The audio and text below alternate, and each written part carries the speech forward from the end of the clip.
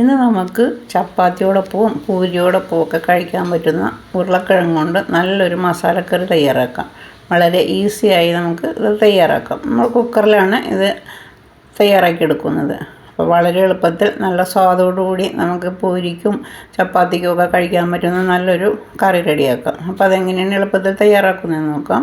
ഒരു കുക്കറിലേക്ക് നമുക്ക് 2 ഉരുളക്കിഴങ്ങ് ഇതേപോലെ ചതുര കഷ്ണങ്ങളാക്കി മുറിച്ചെടുത്തിട്ടുണ്ട്. ഒരു ക്യാരറ്റ്, ഇത്തിരി ഗ്രീൻ പീസ്, ഒരു സവാള, ഒരു തക്കാളി, 2-3 പച്ചമുളക്, കുറച്ച് വെളുത്തുള്ളി, 1/2 ടീസ്പൂൺ ഉപ്പ്, 1/4 ടീസ്പൂൺ മഞ്ഞൾപ്പൊടി, കുറച്ച് വെള്ളവും കൂടി ഒഴിച്ച് നമുക്കൊന്ന് കുക്കർ അടച്ച് വെച്ച് ഒരു 3 വിസിൽ കേൾപ്പിച്ചെടുക്കാം. എന്നിട്ട് തുറന്ന് നോക്കുമ്പോൾ ഇതെല്ലാം നന്നായിട്ടൊന്ന് വെന്തിട്ടുണ്ടാവും. ഇതെല്ലാം നന്നായിട്ട് വെന്തിട്ടുണ്ട്. നമുക്ക് ഒന്ന് കടുക് വറുത്തിടാം.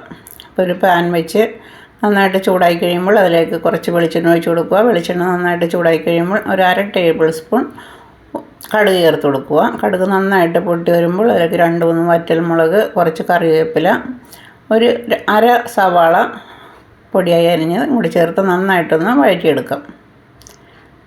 നന്നായിട്ട് മൂത്ത് വരുമ്പോഴേക്കും അതിലേക്ക് 1 ടേബിൾ സ്പൂൺ മുളക് പൊടി, 1/4 ടീസ്പൂൺ മഞ്ഞൾപ്പൊടി, 2 ടേബിൾ സ്പൂൺ മല്ലിപ്പൊടി, 1 ടേബിൾ സ്പൂൺ മസാലപ്പൊടി, 1/2 ടീസ്പൂൺ കുരുമുളക് പൊടിയും കൂടി ചേർത്ത് നന്നായിട്ടൊന്ന് വഴറ്റിയെടുക്കുക.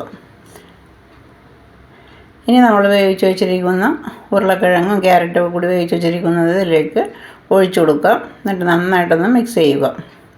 വളരെ ഈസി ആയിട്ട് തയ്യാറാക്കാവുന്ന ഒരു കറിയാണ്. അപ്പോൾ പൂരിയോടൊപ്പവും ചപ്പാത്തിയോടൊപ്പവും ബ്രെഡിനൊപ്പവും ഒക്കെ കഴിക്കാൻ പറ്റുന്ന നല്ല അടിപൊളി റെസിപ്പിയാണ്. വളരെ എളുപ്പത്തിൽ നമുക്കിത് റെഡിയാക്കി എടുക്കാം. ഇപ്പോൾ നന്നായിട്ട് കഷ്ണങ്ങളെല്ലാം വെന്തിട്ടുണ്ട്. ഇനി നമുക്കൊന്ന് ചാറ് കുറുകി വരാൻ വേണ്ടി ഇതിൽ നിന്നൊരു 3-4 പീസ് എടുത്ത് ഒരു ചെറിയ പാത്രത്തിലിട്ട് നന്നായിട്ടൊന്ന് ഉടച്ചെടുക്കണം. ഇതേപോലെ നന്നായിട്ടൊന്ന് ഉടച്ചെടുക്കുക. എന്നിട്ട് ഉടച്ചത് അതിലേക്ക് ചേർത്ത് കഴിയുമ്പോൾ നന്നായിട്ട് ഈ ചാറ് നന്നായിട്ട് കുറുകി വരും. നല്ല കുറിയ ചാറിൽ നമുക്കിത് ഉരുളക്കിഴങ്ങ് മസാല നന്നായിട്ട് റെഡിയാക്കി എടുക്കാം. അത് നല്ല ഇറച്ചിക്കറിയുടെ സ്വാദോടുകൂടിയാണ് നമ്മൾ തയ്യാറാക്കുന്നത്. നല്ല മണമാണ്, നല്ല രുചിയാണ്.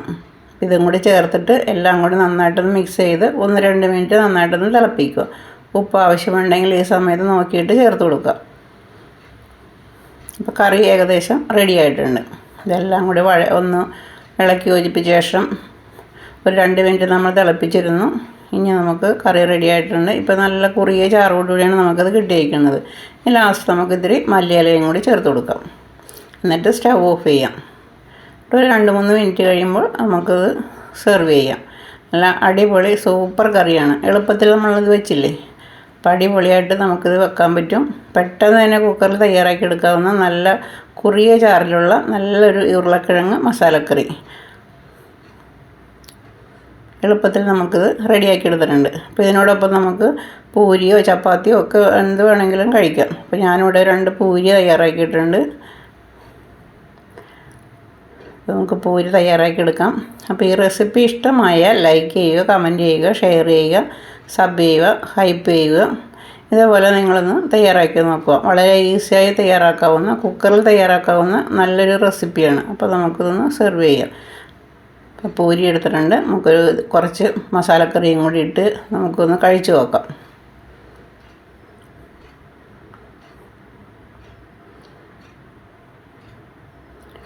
അടിപൊളിയാണ്, സൂപ്പറാണ്. ഈ റെസിപ്പി ഇഷ്ടമായെന്ന് വിചാരിക്കുന്നു. ഇതേപോലെ ഒന്ന് റെഡിയാക്കി നോക്കുക. എല്ലാവരും ഒന്ന് കഴിച്ചു നോക്കുക. അടുത്ത ഈസി റെസിപ്പിയുമായി നാളെ കാണാം.